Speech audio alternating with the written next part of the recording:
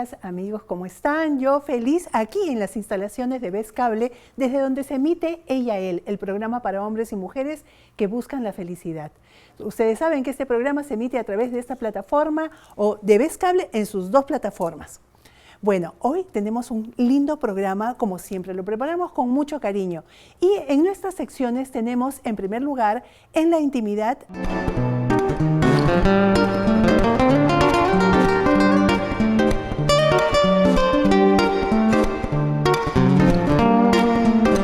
Amigos, estamos aquí en la intimidad, en Ella Él, que usted ve por Vez Cable en sus dos plataformas. Estamos ahora con Karen Müller. Ella viene desde el sur de Chile.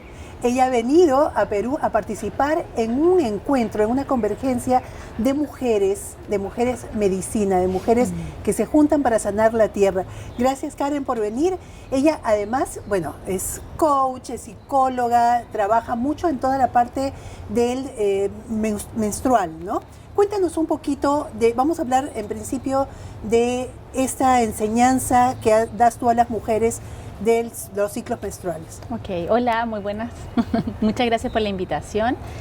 Sí, le podemos llamar ciclo menstrual, le podemos llamar ciclo femenino. El primer concepto que aparece acá es que no es la regla, como comúnmente se le llama, ¿no? No es algo lineal, sino más bien es darnos cuenta que somos igual que la naturaleza. Entonces claro, vamos pasando por ciclos, vamos pasando por etapas. Así, en círculo. Exactamente.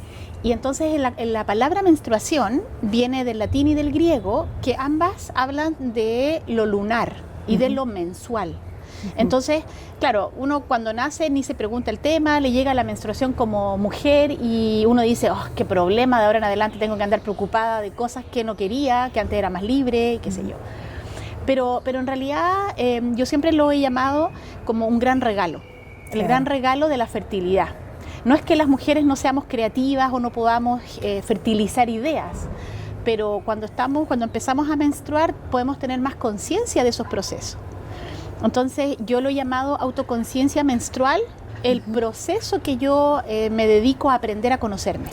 Mira, como tú dijiste hace unos instantes, a veces es como que me ha venido la regla, o estoy en esos días, o estoy enferma. Eso es lo que decimos las mujeres, y además podría ser muy doloroso también, ¿no? O sea, físicamente hay hay más o menos dolor, o mucho dolor también. ¿Cómo enseñas tú a que esa visión cambie? ¿Qué hay que hacer? Claro. Bueno, primero recordar que la sangre menstrual no genera dolor. Que es un regalo, como tú lo dices, ¿no? Claro. O sea, mujeres y hombres también. O sea, saber, entender que nosotras recibimos un regalo y que ustedes son protectores de estos regalos también, ¿no? Claro, guardianes en ese momento de un proceso que es la vida, que ni siquiera es guardianes de nosotros, sino de la futura vida. Así es. Sí. Bueno, se han hecho varios estudios sobre la sangre menstrual y uno de los elementos que uno no sabe o no tiene conciencia es que no es una herida, es una sangre que brota natural y no brota producto de una herida. Entonces es la primera manera de perderle el miedo. Claro. Segundo, conocer el músculo del útero. Claro, antes de que pases al músculo del útero, me gustaría que entendamos que la sangre brota cuando hay una herida, cuando hay un corte, es decir, cuando sale de su circuito normal. O sea, la sangre debe correr por el sistema circulatorio, ¿no? Pero si hay un corte, o sea, si hay algo que hiere, si hay algo que hace daño, esa sangre va a brotar. En este caso estamos hablando de una sangre que sale de manera natural, ¿no es cierto? Y que es una manera de limpiar el organismo, así como la sudoración, ¿no es cierto? Así como la orina, pero esta sangre no es una sangre tóxica, no es bueno, depende de la alimentación que las mujeres tengan. Claro. ¿Sí? Lo que se ha descubierto es que esta sangre está llena de nutrientes, de hecho tiene células madre. Entonces hay un par de investigadoras españolas, que no recuerdo el nombre, que están buscando identificar muy bien el tipo de nutriente que aporta la sangre menstrual, de manera que se puede usar en el futuro incluso para hacer medicina para una misma. Si tengo las defensas bajas, si tengo alguna enfermedad, pueda yo usar mi propia sangre guardada, enfriada, ¿no es cierto?, en procesos para poder sanarme. Y eso definitivamente es un cambio de paradigma, porque normalmente nosotros, ¿no? O sea, es así como con cierta resistencia que hemos que nos han enseñado, digamos, a que es algo sucio, a que es algo que huele mal y que es algo malo, exactamente. Claro. ¿No? De hecho, no huele mal, huele como sangre, solo que usamos las toallas y acumulan por muchas horas la sangre. Y eso es lo que genera un olor de cualquier tipo de sangre. Claro. Y a propósito, una pregunta, porque hay unas ciertas ideas, unas ciertas creencias de que las mujeres cuando están con la regla, y digo están porque yo ya no, lamentablemente ya no baja mi sangre, no deben bañarse o no deben comer ciertas cosas. ¿Cómo ven ustedes y cómo lo has aprendido tú? Bueno, eso no vamos a profundizar hoy día, pero eso tiene que ver con la cultura patriarcal. Ajá. Cuando empezaron a partir de las décadas, de los siglos, ¿no es cierto?, a impedir que las mujeres tuvieran propia gobernanza. Entonces empezaron a restringir las actividades y se empezó como a controlar la actividad de las mujeres. Pero antiguamente, o sea, bañarse... de hecho, muy antiguamente se ha descubierto que las mujeres cuando sangraban, cuando estaban menstruando, las llevaban a los campos a caminar para que corriera y fertilizara las tierras, que era lo que después comía todo el pueblo. Es una sustancia riquísima en hormonas, ¿no? Es una sustancia realmente... O sea, además de sagrada, mágica. Abona la tierra. Así es. Y uno lo puede hacer en la propia casa. Y eso hoy día hay tradiciones de algunas comunidades indígenas en Colombia, tengo entendido en la selva, pero también prácticas urbanas de mujeres urbanas como nosotras, que juntamos nuestra sangre y la sembramos. Entonces se habla de sembrar la luna o de sembrar la sangre para... mantener hermosas nuestras propias plantas de la casa, ¿sí? Así es. Bueno, quería volver como a retomar esto de qué podemos hacer para que no suframos, para que no lo pasemos mal durante esa fase del ciclo, que es una de las 4. Una es tener conciencia de que la sangre no debería generar dolor, que no es producto de una herida, sino que es un fenómeno natural. Lo segundo es acordarnos o conocer nuestro útero. Nuestro útero es del tamaño del puño de una mano, así como el corazón, pero algunos le llaman el corazón arcaico. ¿Y por qué le llaman el corazón arcaico? Porque está lleno de sangre y son varias capas de músculo. Entonces estos músculos se mueven de forma natural para eliminar una mucosa que se llama endometrio. La mucosa endometrial es esa sangre llena de nutrientes que es la que baja. Entonces eso necesita, imagínense, yo siempre hago la analogía con Cenicienta, ¿no? O sea, cuando uno está con sus días de menstruación, uno quiere estar quieta y uno está físicamente quieta, pero la Cenicienta de adentro, la que está dentro del útero, está haciendo aseo, está limpiando, está ordenando para que toda esa mucosa pueda bajar y quede de nuevo limpio el lugar para que se vuelva a tejer mucosa nueva el próximo mes. Entonces ahí hay mucho movimiento de la musculatura. Y eso es lo que nos duele cuando nosotras no tenemos práctica del movimiento de los músculos del abdomen y del útero.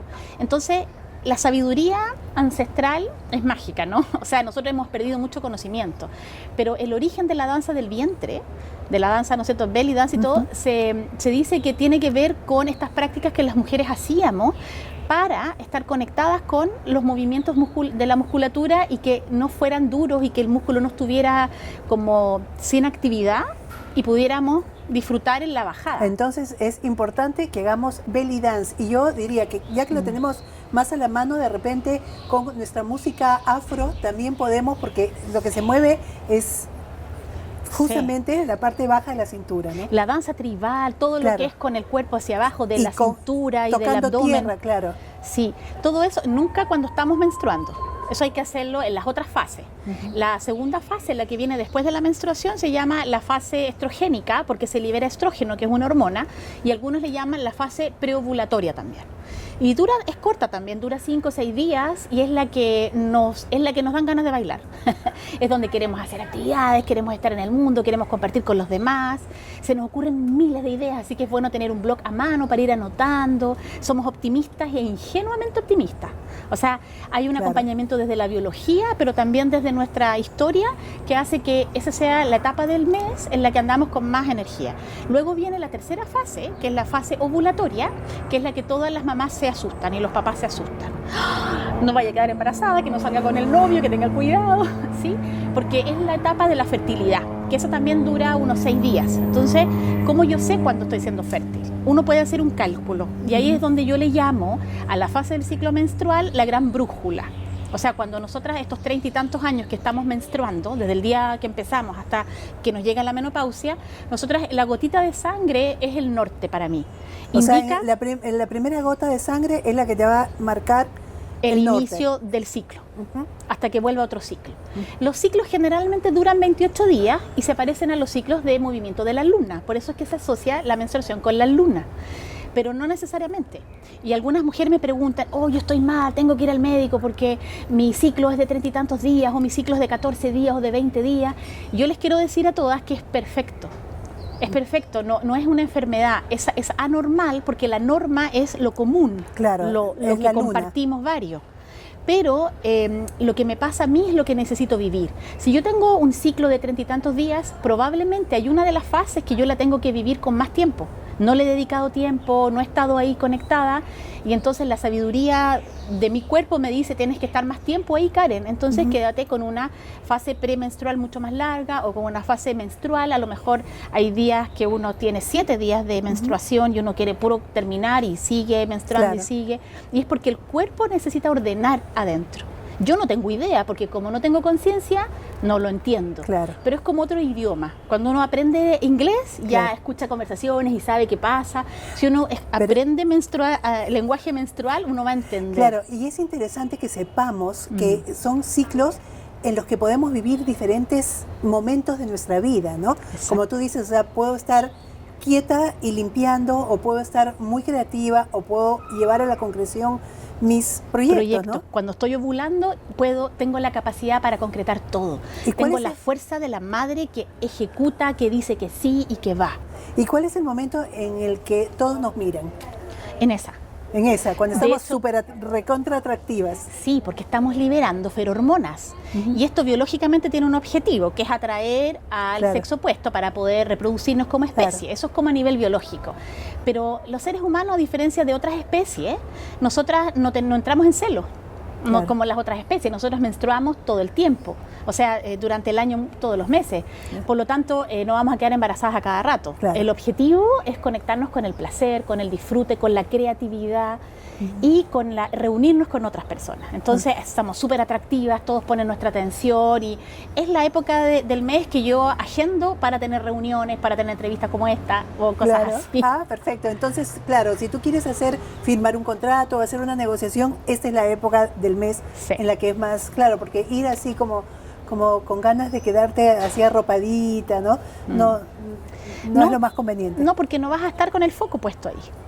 Y en la etapa estrogénica, que se llama también arquetipo de la doncella, que es que viene después de la menstruación, andamos súper dispersas y vamos para todos lados. Entonces tampoco es un buen momento para tomar decisiones, es un momento para abrir posibilidades. Y después viene la fase premenstrual o la fase lútea. ¿Por qué? Porque en ese momento es cuando el óvulo que no fue fecundado empieza a desintegrarse lentamente. Entonces se le llama lútea. Esa es la fase más larga, puede durar 15 días, 16 días, muchas veces dura algo así. Y es el momento en que además uno la puede dividir en dos fases, en dos como subetapas. La primera es la que uno todavía tiene esta energía de crear y se le llama arquetipalmente la hechicera, la que es seductora. Aquí uno se pone más sexy, porque cuando uno está ovulando, uno está como más madre, más como puesta en su cuerpo y todo lo demás. Después uno se pone mucho más sensual, mucho más coqueta, uno se atreve a hacer ciertas cosas que tienen que ver con la sensualidad. Y después cuando uno va saliendo de esa etapa, va entrando lentamente a acercarse de nuevo a la menstruación, de nuevo a la fase de la savia, de la que se va para adentro. Entonces en ese periodo uno es lo más honesta. Siempre decimos que esa es la etapa que mejor refleja quién yo soy. Porque nosotras, los hombres también, pero las mujeres hemos aprendido a adaptarnos a la sociedad. Algunos autores le llaman eso la conserva cultural, lo que te hace mantenerte no quien eres, sino como ajustada al molde. Un poco a como te han enseñado a hacer. Claro, entonces en esta fase uno se olvida de todo eso, se atreve a decir lo que quiere, lo que piensa, cómo lo quiere, y por eso todo el mundo dice, oh, qué desagradable. A ti no se te puede hablar, o tú porque eres tan lengua filosa, o no sé qué. Y es como, perdón, pero también soy así. Claro, eso es lo que soy, ¿no? Claro. Me gustaría que hablemos un poquito de las doulas, ¿no? Este es un término nuevo, ¿no? Para muchas de nosotras, pero quisiera que lo expliques, porque me parece que para el momento en el que salimos embarazados y vamos a dar a luz, Entonces es necesaria ahora la presencia de una dula. Cuéntanos a ver. Claro, la palabra dula es muy, muy antigua y es algo que existía antes de que existieran las matronas, antes de que existieran los médicos obstetras, que era la dula significa sirvienta, la acompañante de la que va a parir, ¿ya? Pero por ahí, por la década del 80, un ginecólogo francés, Michel Audent, él lo que empieza a hacer es que empieza a cuestionar la manera en que las mujeres paren. Y dice, esto es antinatura, o sea, antiguamente las mujeres no necesitaban nada y parían solas. Entonces él habla de el parto que tiene una conciencia fisiológica muy alta y empieza a entrenar a matronas y a personas con las que él trabajaba a observar y acompañar, pero no intervenir. Entonces hoy día hay varios nombres que se usan cuando uno va a parir, o sea, uno va a tener un parto normal, que es que te vas al hospital y te ayudan a sacar la guagua, un parto cesárea cuando hay obstáculos y te hacen una intervención quirúrgica, pero también está el concepto del parto natural. Y el parto natural es el que uno tiene en casa, pero asistido con alguien y te acompañan y todo. Hoy día también se está hablando de otro sistema, que es el que plantea Audent, que tiene que ver con este parto sin intervención.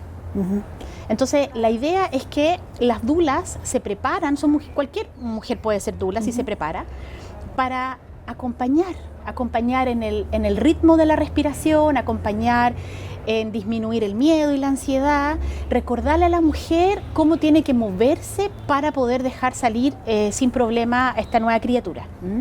Nosotros en nuestro organismo, sabiamente, tenemos la activación de la oxitocina. La oxitocina es una hormona. La hormona de la felicidad, ¿no? Y del amor. Que está asociada a estados de placer, de éxtasis, incluso es la que se responsabiliza del orgasmo. Entonces esto le choca a mucha gente que tiene tabúes con la sexualidad y dice, pero ¿cómo es posible? Está pariendo una guagua, ¿cómo va a estar excitada? Y claro, se produce una excitación. Lamentablemente, hoy día uno logra tener esas experiencias de excitación cuando está en intimidad, cuando no está con gente mirándolo, ¿no? A menos que uno sea exhibicionista, pero la práctica del disfrute y del placer es más íntima. Y hoy día lo que pasa es que cuando uno va a parir en un hospital con luces, con 4 o 5 personas alrededor, no se libera la oxitocina.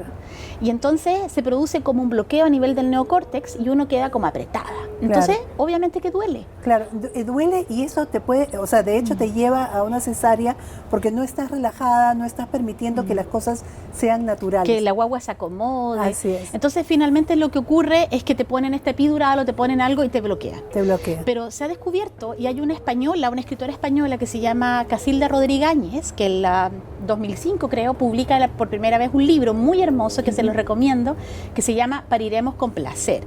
Y en ese libro ella relata esto, un poco lo que estamos conversando, de la importancia de la oxitocina en este proceso, del parto, del puerperio, de la lactancia también. Cuando uno da leche materna igual se produce liberación de oxitocina, también la mujer tiene un placer, pero no un placer genitalizado, es un placer de éxtasis. Claro, yo creo que es el placer, ¿no? O sea, el placer sublime realmente.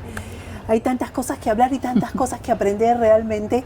Yo te agradezco muchísimo, pero el tiempo siempre nos gana en la tele. Pero bueno, vamos a seguir conversando cuando vengas a Perú nuevamente y aprender más de lo que podemos vivir como mujeres. Y los hombres también, por supuesto, todos ustedes caballeros.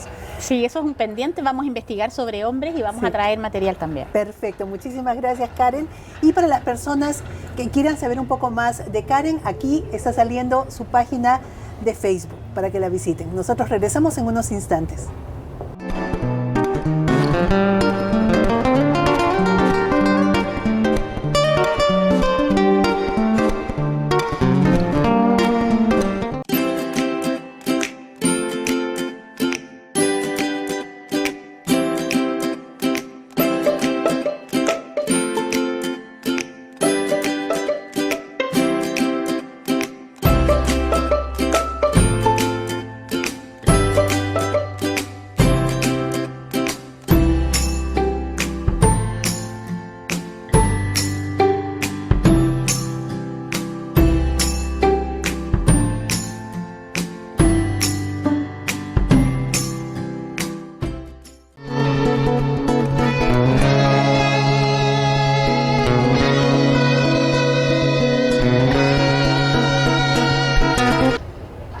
Amigas, amigos, este es Camino a la Felicidad. En este segmento hablamos de todo lo que nosotros necesitamos saber para crecer en todos los aspectos de nuestra vida, personalmente, en los emprendimientos que tenemos, y por eso hemos invitado hoy a Javier Montoya. Él es ingeniero, tiene magíster en marketing, tiene un programa en Radio Santa Rosa que se llama Tiempo de Vender, está en YouTube, está, bueno, por todas partes donde ustedes lo quieran encontrar, y si quieren conocer de cómo vender mejor, cómo crecer en su emprendimiento, pues aquí tienen a la persona indicada. Gracias, Javier, por estar aquí con nosotros esta tarde. Gracias por la invitación, estoy encantado de estar acá con ustedes. Esta tarde soleadita que nos ha tocado, riquísimo. Rico, venimos de tanto frío que está muy bueno. Así es. Y muy bueno para emprender.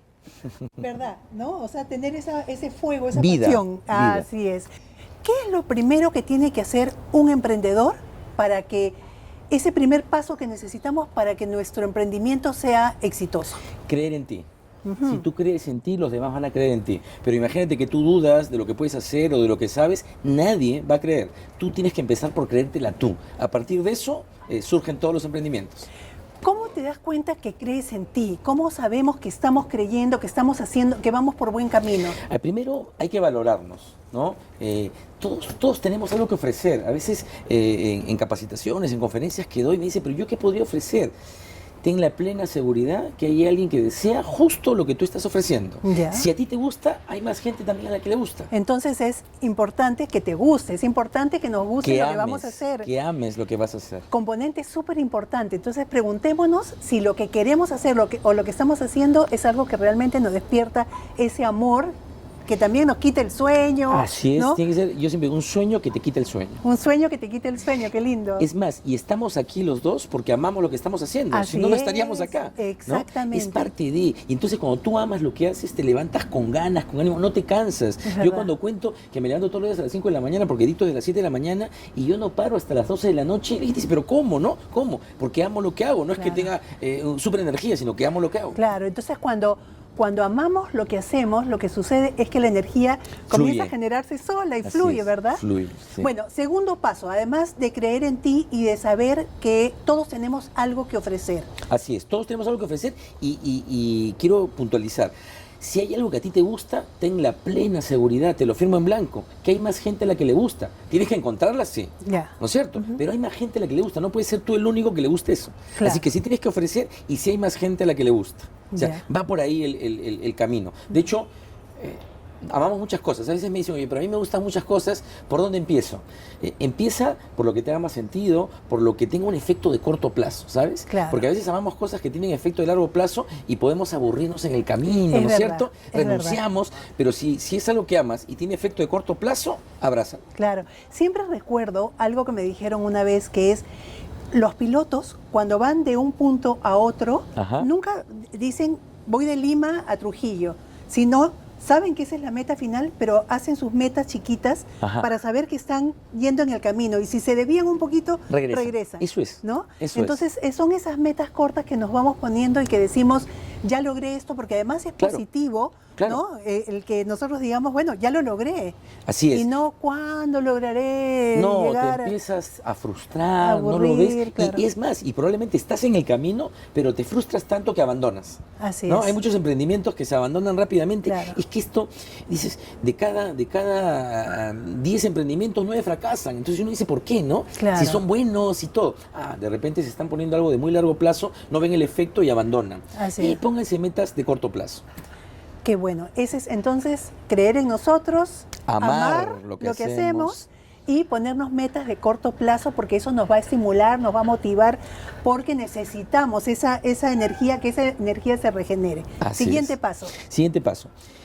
A veces tenemos una actividad y generamos un nuevo negocio como un plan B, ¿no es cierto? Y vamos trabajando en plan B.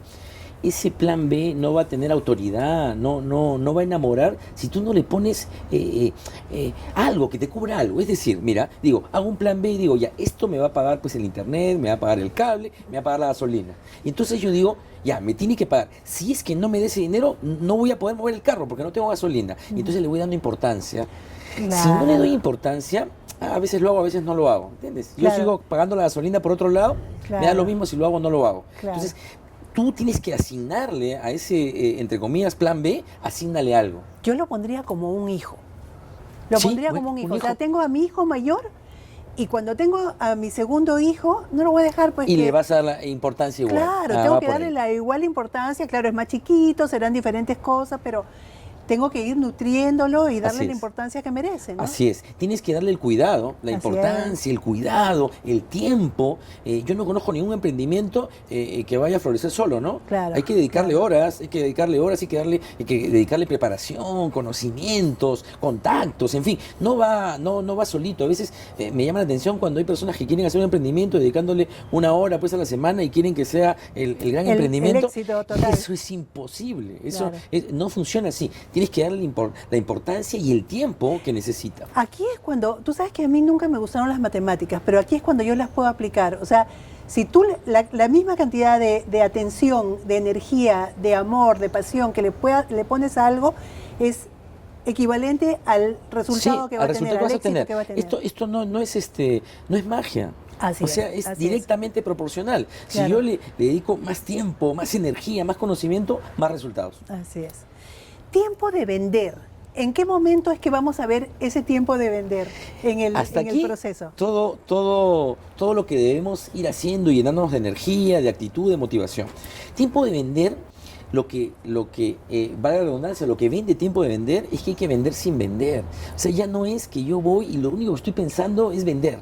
No, ya no funciona así. Yo cuando voy a una entrevista de ventas, lo último que pienso es en vender. Yo voy a construir una relación. Y a partir de esa relación se van a dar resultados. O sea, Así se va a dar la venta. Pero primero construyo una relación a tal punto que yo puedo estar con un cliente y si yo veo que realmente él no necesita lo que yo ofrezco, le agradezco por su tiempo. Maravilloso Lógico. su tiempo. Me Claro. podrá referir a alguien, quizás, pero no le voy a vender algo que él no necesita, como era antes, ¿no? Claro. Entonces aquí la honestidad Sí. y la confianza, dos valores, la honestidad de tu parte y la confianza que te ganas de la persona con la que estás, que te está dando su Así tiempo, es. como tú bien lo dices. Y ¿no? cuando él te va a tener siempre presente y cuando él necesite tu producto o servicio, la primera persona que va a llamar es a ti. Yo me acuerdo, cuando era chico, un día le pregunté a mi papá, teníamos un cuarto en la casa que había un montón de cosas, pero inclusive nuevas, que estaban ahí, ¿no? Digo, y esto no, le preguntaba yo, porque yo siempre he sido medio curioso, ¿no?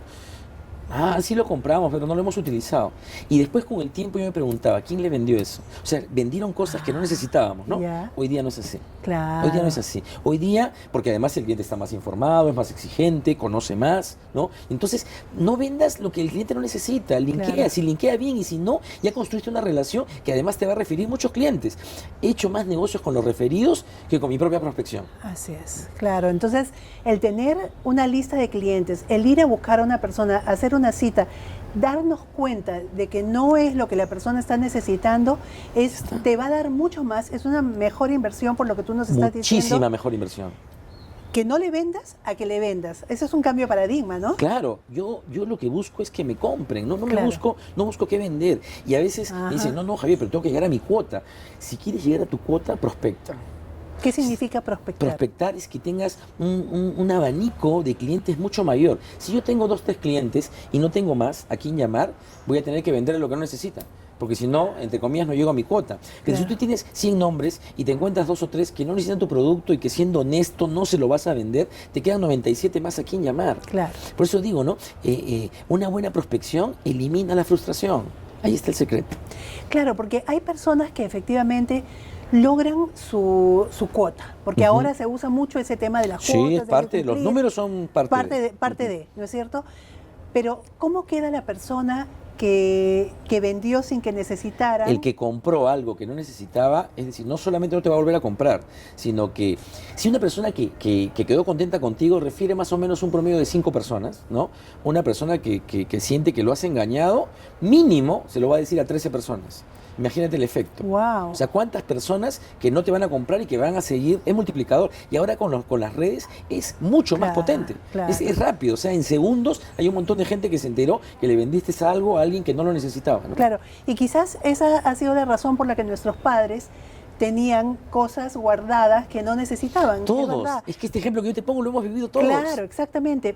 Ahora no se puede hacer eso. No hay forma. Y no es hay forma. es ponerte cabe si es que por lograr tu meta tu meta próxima, porque tu meta la vas a lograr de todas maneras, ¿no? Pero es que haz tu chamba, ¿no? Claro. Si no prospectas, no vas a tener clientes. Esto también es directamente proporcional. Así es. Si yo quiero vender más, tengo que buscar más clientes, tengo que hacer más citas. Claro. O sea, no hay otra forma, ¿no? Las citas, por ejemplo, en el caso de servicios, Dale. ¿no? Las citas tienen que ser visitas para ofrecer. ¿Qué recomiendas tú? Primero, que como comento siempre, esto se cumple tanto si yo tengo venta receptiva, si yo tengo mi punto de venta y estoy recibiendo a alguien, y también se cumple si soy proactivo, si tengo que salir a visitar. Si tengo que salir a visitar, yo tengo que tener una disciplina, un compromiso que hable de un volumen de citas. Las ventas es un tema de números. A más citas, más ventas. Y mi ratio va a mejorar en la medida que yo tenga más experiencia. ¿Cuándo voy a hacer las grandes citas? Cuando haga muchas citas. Tú me mencionabas la matemática que no te gustaba mucho. Claro, no les encontraba sentido, No les ahora encontraba. sí. ¿Ya? Pero yo te digo, cuando los chicos en la universidad me dicen, no, es que yo la matemática no. Mira, si tú quieres hacer matemática, haz 500 ejercicios. Si quieres hacer la gran cita, claro. haz muchas citas. Claro. No hay magia. Claro. Es que tú te comprometas y lo hagas. Claro. En el caso, por ejemplo, yo soy abogada, ¿no? Si quisiera vender mis servicios de abogada, o un médico que venda sus servicios médicos, o alguna persona que venda un servicio, no sé, de limpieza de cojines, de colchones, qué sé yo. Empiezo por los abogados porque es un tema que me encanta, porque un día me encontré con un abogado y me dijo, no, es Javier, difícil, no puede vender. Nosotros los abogados no salimos a vender. Así es. Pero yo digo, el mundo ya cambió. Así es. El mundo, ahí te doy un tip, el mundo ya cambió. Hay formas de vender. Una es que tú prospectes y llames a pedir, y eso a veces no le suena bien a un abogado. Pero ¿qué te parece si empiezas a generar contenido en que das tips, consejos, secretos sobre temas legales, que sea tu especialidad, ya sea, no sé, pues yo no sé, en tu rubro del derecho. Yo soy en propiedad intelectual. Propiedad intelectual. Y tenemos que conversar. Perfecto, ya consiste un cliente. Propiedad intelectual. Empiezas a dar tips, consejos de propiedad intelectual. Te aseguro que te van a llamar y decir, oye, mira qué buen consejo, yo quiero conocerla. Claro, ahí estás prospectando. Claro. No te das cuenta, pero lo estás haciendo. Claro. Y estás vendiendo, sin vender. Una cosa que yo he hecho, y me vas a disculpar que me ponga de ejemplo, pero no conozco buenísimo. otro, es que a veces han venido a buscarme clientes a los que yo les he dicho, esto lo puede hacer usted solo, no me necesita, le voy a salir muy caro. Súper bueno. Se han ido, al día siguiente han regresado, doctora, llévelo usted. Es que lo que has logrado es generar confianza. Claro, exacto. Venta es igual a confianza. Pero miren, y regresando un poquito a lo que era prospección para los abogados, para los médicos, para que vean que todos tenemos que prospectar. Lo que pasa es que a veces tenemos idea de que prospectar es necesariamente ponerme a llamar. No, cuidado. Si tú generas contenido, también estás prospectando. El tema es que hoy día hay que construir valor, no hay que comunicar valor. O sea, mira, te pongo el ejemplo. Una cosa es que tú subas un video en el que dices, yo me encargo de propiedad intelectual y estoy para servirle, este es mi teléfono, mi web, eso es comunicar. Claro. Pero construir valor es que tú empieces a dar tips sobre propiedad intelectual. Que le digas a una persona, no sé, pues que tiene que registrar su marca, lo importante es registrar su marca, los pasos que sigue registrar su marca. Eso es construir valor. Así es. Esas personas te van a llamar. Claro.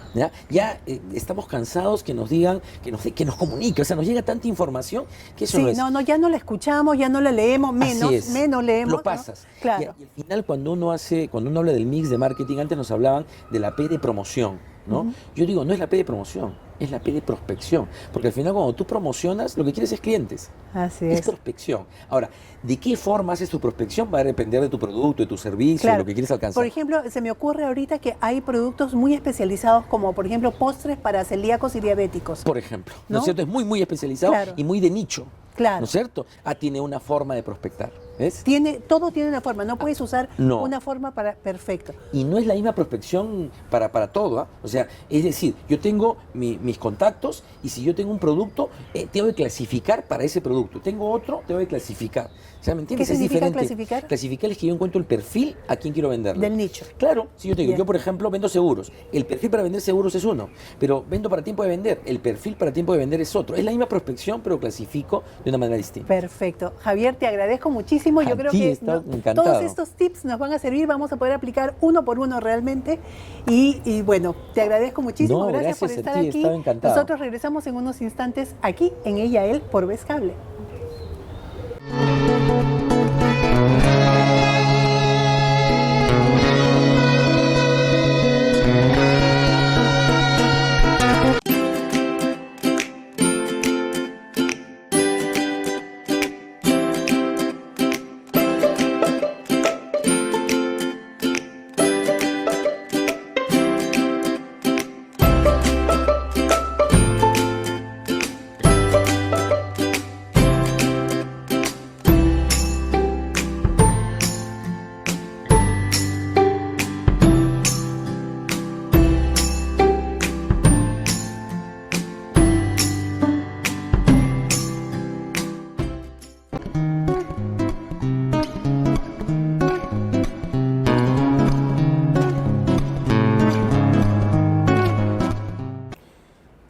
Hola amigos, ¿cómo están?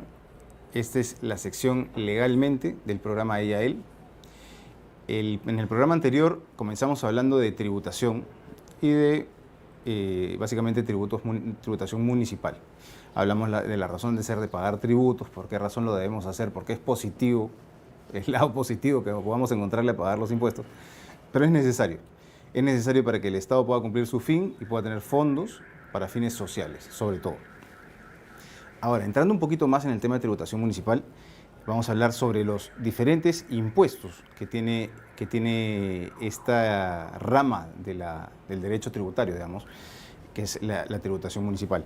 Vamos a comenzar con el impuesto predial, el impuesto a los predios. Es el primer impuesto que cobran los municipios. Es de periodicidad anual, se cobra anualmente. Normalmente la cobra es un tributo, un impuesto municipal distrital, no es provincial.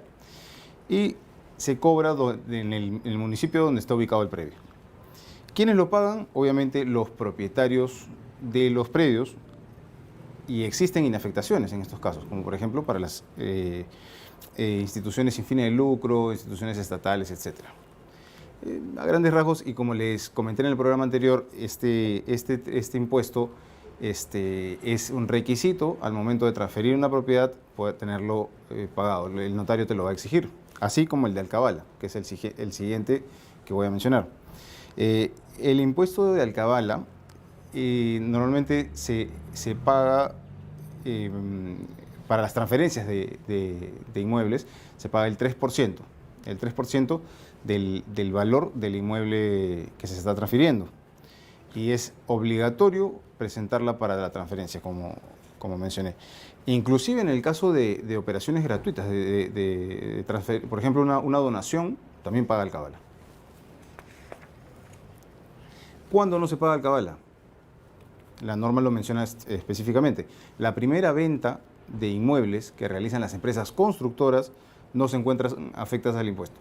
Tiene una razón de ser definitivamente. Podríamos pensar de que se le da el beneficio a la constructora, no es exactamente así, pero sí para saberlo que la primera venta de inmuebles está inafecta al pago de alcabala. Como les mencioné, la tasa del impuesto es de 3%, pero hay un detalle. No está afecto al impuesto de alcabala la parte del precio de la transferencia comprendido por las primeras 10 UITs. Las primeras 10 UITs no pagan impuesto de alcabala. Y si la transferencia está hecha, por ejemplo, un estacionamiento, no paga alcabala. Normalmente un estacionamiento puede valer, por ejemplo, 5.000, 10.000 soles. No paga impuesto de alcabala. Además, están inafectas del impuesto las siguientes transferencias, como por ejemplo, normalmente temas vinculados al derecho de sucesiones. Por ejemplo, los anticipos de legítima, las transferencias que se produzcan por causa de muerte, las transferencias de aviones tampoco, y las alícuotas entre herederos o de condóminos originarios. ¿Qué significa eso? Por ejemplo, uno compra con un amigo, con un primo, con un hermano un departamento, y luego uno le vende su parte al otro. En ese caso tampoco se paga alcabala. Pero recordemos, las donaciones sí pagan alcabala. Y luego vienen los otros tributos que son un poquito más simples. El impuesto al patrimonio vehicular se paga cada 3 años. Por 3 años, mejor dicho, los 3 años después de inscrito el vehículo en el registro público, paga 3 años el impuesto al patrimonio vehicular. Existe el impuesto a las apuestas, por ejemplo, el impuesto a las carreras de caballos, el impuesto a los juegos y el impuesto a los espectáculos públicos no deportivos. En este último, la obligación tributaria se origina al momento del pago del derecho al ingreso para presenciar o participar en el espectáculo. Una vez que uno paga su entrada, tiene que pagar el impuesto. Y ese impuesto luego es retenido y pagado por el promotor del evento. El último es el impuesto a las embarcaciones de recreo, se entiende. Encuentran la salida muchas veces los propietarios de embarcaciones de recreo, pero quien la tenga inscrita en el Perú tiene que pagar este impuesto municipal. Bueno, señores, ha sido un avance, un alcance sobre la tributación municipal para que la conozcamos un poquito más. De repente en un programa posterior vamos a entrar en los más importantes, más a detalle con respecto a la alcabala y el impuesto predial. Bueno amigos, nos vemos. Muchas gracias.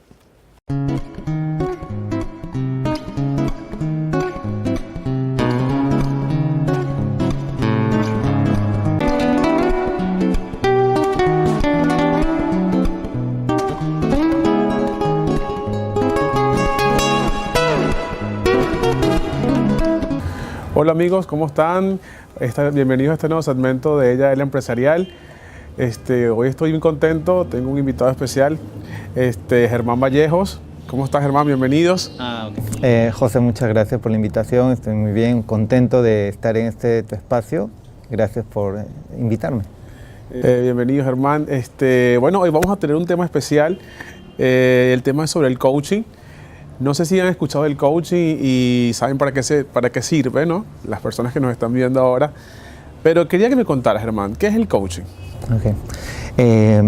Cuando nos referimos al coaching vamos a hablar de este proceso de acompañamiento, ¿sí? Vamos a hablar de un proceso de acompañamiento en el cual apoyamos tanto a personas como ejecutivos, como emprendedores, a empoderarse, a crecer personalmente para alcanzar las metas que ellos buscan en la vida, para alcanzar la vida que ellos desean. Ok, ¿y cómo se hace este acompañamiento? ¿De qué se trata? Sí, normalmente cuando hablamos de coaching hablamos de un proceso que tiene que ver con diferentes sesiones, ¿sí? Hablamos de diferentes sesiones que podría ser un programa de 8 sesiones. En cada una de las sesiones se plantean metas a trabajar con el cliente o con el coachico, es la denominación que se hace. Entonces se plantean metas a trabajar y a partir de eso el cliente va autodescubriéndose. Y con eso va avanzando hacia lo que él busca alcanzar. Ok, o sea que cualquier persona puede hacer coaching, no solamente, no sé, profesionales, cualquier persona que quiera alcanzar una meta. Sí, porque este tema del coaching, si bien nació con el espacio empresarial para ejecutivos, luego se utilizó también para las personas y también para los emprendedores, cada uno con diferente enfoque y cada uno específicamente de acuerdo a las necesidades que ellos tengan. Ok, ¿y tú te especializas en coaching para? Sí, trabajo coaching de vida y coaching para emprendedores. Ese es el enfoque que yo tengo. Ok, y para emprendedores, en mi caso que soy emprendedor, ¿qué beneficios puede tener un emprendedor en realizar el coaching? Este proceso de coaching puede apoyar al emprendedor en las diferentes etapas de su emprendimiento. Por ejemplo, puede apoyar al emprendedor que recién va a iniciar para darle ese empujón para que salga con el proyecto que tiene, a los emprendedores que ya tienen un momento avanzado pero que tal vez están en una etapa de meseta y algo los está bloqueando. Entonces lo que identificamos ahí, cuáles son los movilizadores, aquellas cosas que van a poder moverlo hacia el siguiente nivel. Y también puede apoyar a los emprendedores cuando ya están en un crecimiento determinado y están dirigiendo a otras personas, desarrollando sus habilidades blandas para potenciar su liderazgo.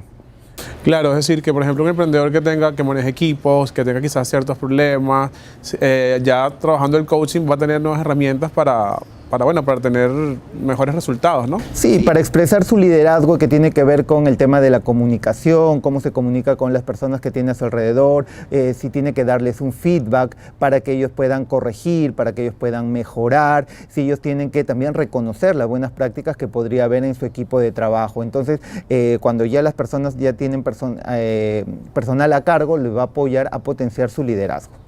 Claro, yo creo que, por ejemplo, cuando tienes un equipo y empiezas a trabajar con personas, siempre vienen estos conflictos a veces entre personas que tienes que entender, como tú bien dices, quizás sus problemas, ¿no? Y quizás a veces guiarlos, porque no solamente es ser un jefe para dar órdenes, sino que ser un líder. Y todo este tema de coaching te puede dar esas herramientas como para poder tener esas habilidades blandas que estás comentando. Sí, porque todo este tema de liderazgo a veces se entiende como algo muy etimológico, muy etéreo, pero cuando hablamos del liderazgo se tiene que aterrizar habilidades que pueden ser tangibles. Entonces por eso te hablé del tema de cómo comunicar, porque un líder todo el tiempo está comunicando los objetivos, está comunicando los avances, está comunicando lo que está sucediendo en el negocio, tiene que dar feedback para corregir algo que no está funcionando, ¿sí? Algo que necesita ser mejorado y corregirlo de una buena forma, ¿sí? Diferenciar de las llamadas de atención, de llamadas a atenciones que pueden ser ofensivas y también el tema de reconocer, porque siempre hay un espacio para reconocer algo que está funcionando y si queremos emprender, si estamos en un espacio de emprendimiento, el reconocimiento va a ser una herramienta muy positiva para que todos podamos ir hacia la meta que estamos buscando en ese espacio. Claro. Y a ver, este trabajo quizás de emprendimiento, que las personas quizás comienzan a emprender y no ven necesario quizás trabajar el coaching, ¿en qué momento crees tú que sea el ideal para que un emprendedor diga, oye, yo necesito hacer coaching o esta herramienta me vendría bien? O sea, ¿cómo lo consideras? Por ejemplo, me ha sucedido diferentes clientes que ellos tienen todas las ganas de sacar un proyecto, de hacer un emprendimiento, pero están atrapados en diferentes temas. Les afecta, por ejemplo, a las personas que van a iniciar, les afecta el perfeccionismo. Entonces, quieren que esté el momento ideal, quieren que todo se alinee para que recién se lancen. Entonces se trabaja este tema de por qué buscan el perfeccionismo para realmente lanzarse. Otros, por ejemplo, están buscando, se victimizan, dicen en realidad, mira, yo quiero hacerlo, pero el problema conmigo es que yo no tengo los contactos para hacerlo, ¿no? Si yo tuviera los contactos lo haría, pero yo no tengo tantos contactos. Entonces comienzan a victimizarse sobre las situaciones que le pasan. Entonces, cuando las personas van a lanzar un emprendimiento, hay muchos factores que les pueden afectar. En este caso te estoy comentando el tema de el perfeccionismo y la victimización en la cual se pueden ver atrapados. Si se encuentran en ese momento, pueden hacer coaching también, ¿ya? Por ejemplo, creencias limitantes. ¿Ya? Creencias limitantes sobre su talento, sobre su capacidad para emprender y para que lleguen a un buen puerto su emprendimiento. También trabajamos creencias limitantes. En ese momento también pueden trabajar coaching, ¿sí? Y en otras cosas que ellos necesiten, ¿sí? Así es. Sobre todo, por ejemplo, yo como emprendedor puedo decir que a veces caemos en momentos de depresiones porque las cosas no salen bien. Puede ser que hayamos hecho quizás un mal negocio, ¿no? Que hayamos caído en ese valle de la muerte. Y de alguna manera te deprimes como persona, porque es normal. Yo creo que para ese momento sería ideal hacer coaching, porque obviamente necesitas como que oxigenar un poco y entender que quizás no es que eres un fracasado, sino que es parte del proceso de emprender, ¿no? Sí, y diferenciar los resultados que nosotros tenemos de lo que somos verdaderamente. Entonces, cuando nosotros trabajamos un proceso de coaching, trabajamos todo el tema de nuestro autodescubrimiento, desarrollo personal, y aprendemos a diferenciar que si bien va a haber resultados en los cuales nos va a favorecer y nos vamos a sentir súper bien, también habrá resultados que probablemente no salgan tan como lo esperábamos, pero aún en ese momento tenemos un valor por encima de lo que está sucediendo en los indicadores, en los resultados que estamos mostrando. Así es. Bueno, les comento y les confieso hoy que Germán ha sido mi coach acá en Perú. Tuve el placer de disfrutar unas sesiones o trabajar con él, 8 sesiones de coaching. De verdad que me encantó el resultado, sobre todo porque en mi caso yo sentí que lo necesitaba. Pues, o sea, yo creo que busqué ayuda. Y bueno, conseguí a este ángel, yo digo que Germán, que llegó, ¿no?, con herramientas que a veces nos encontramos entrampados, ¿no? Y no sabemos por dónde comenzar o qué más hacer. Y wow, definitivamente trabajando empiezas a ver alternativas que quizás no estabas considerando anteriormente cuando estabas allí en ese momento, ¿no? Entonces, bueno. Sí, porque fue interesante el trabajo contigo porque era un trabajo un poquito de explorar, ¿no? Entonces, si recordamos un poquito el trabajo que hicimos contigo, había muchas ideas preconcebidas, había muchas creencias que probablemente bloqueaban el avance que tú esperabas, ¿no? Entonces, un poco lo que se trabajó contigo. Así que ya saben, si son emprendedores y se sienten en esos momentos donde están, no sé, bloqueados, que tienen algún problema o que ven puras barreras y no ven alguna salida, quizás hacer coaching puede ser una posible solución, ¿no? Para tener herramientas y ir saliendo e ir avanzando, que es lo que queremos. Sí. El coaching en sí mismo ya es una herramienta, tanto a nivel personal como para emprendedores y como para ejecutivos. Es una herramienta que brinda una serie de beneficios que desde el autodescubrimiento te empodera para ir sobre las metas que tú estás buscando. Sí, además es que yo creo que el camino del emprendimiento es justamente una evolución como persona, porque tienes que seguir formándote en un montón de áreas que no tienes que ser experto, pero tienes que formarte y manejarlas para poder entender el mercado, a tus clientes, a tus empleados. Y creo que hacer el coaching de verdad es una buena alternativa. Yo creo que eso debería de ser una materia de universidad obligatoria, porque en general es prepararte un poco para ese día a día, y son cosas que no están escritas quizás, o porque son momentos, ¿no? Y si algo que tenemos los emprendedores son muchísimos momentos quizás de estrés, de aprendizaje, y definitivamente creo que el coaching sería una herramienta. Cuéntame, Germán, ¿qué tiempo tienes en el coaching? ¿Cómo llegaste al coaching? Y tu trayectoria un poco. Sí, bueno, yo llegué al tema del coaching hace 14 años porque efectivamente estaba en una etapa de mi vida en las cosas no me funcionaban, no estaban alineadas, no estaban en orden, entonces yo busqué algún tipo de herramienta que me apoye a salir de ese momento. Entonces en ese momento descubrí el coaching, el cual me hizo dar cuenta que en realidad yo era la persona que era responsable tanto de lo que pasaba como de lo que no pasaba. Entonces, a partir de asumir la responsabilidad de mi vida es que comienzo a autodescubrir cosas, es que empiezo a descubrir fortalezas, debilidades, es que empiezo a descubrir mayores herramientas que me impulsen hacia donde quiero ir. Entonces, 14 años después estoy al otro lado, o 14 años después estoy al otro lado. Esos 14 años me han servido para descubrir qué cosa impulsa, qué cosa moviliza, qué cosa está deteniendo a las personas que quieren alcanzar una vida deseada, qué cosa es aquello que les está impidiendo, y ese es el trabajo que estoy realizando en la actualidad. Claro, y las personas que quieran hacer coaching contigo, que te quieran contactar, ¿cómo te consiguen? Sí, estoy en mis redes sociales, me pueden encontrar en Facebook como @coach Germán Vallejos y también en Instagram como @coach.germán. Entonces tengo estas dos redes sociales, ahí pueden hacerme las consultas, si necesitan sesiones, si necesitan ver algún tipo de taller, ahí publico también los informes de mis próximos talleres, me pueden encontrar tanto en Facebook como en Instagram, ¿sí? Esto es un trabajo personal, ¿no? Que haces un acompañamiento personal, son sesiones individuales con las personas.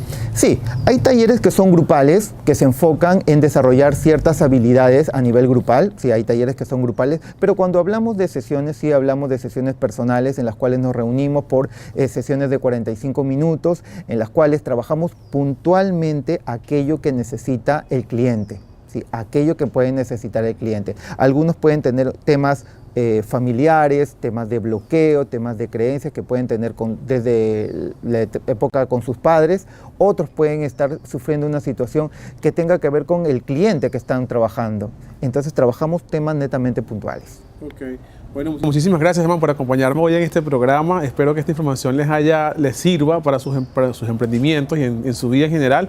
Así que bueno, gracias por acompañarme en este programa. Muchas gracias a ti. ¿Sí? Bueno, amigos, muchas gracias por acompañarnos en este programa el día de hoy. Nos vemos en el próximo programa, buscando siempre información y algunos tips para que nos ayuden en este camino del emprendimiento.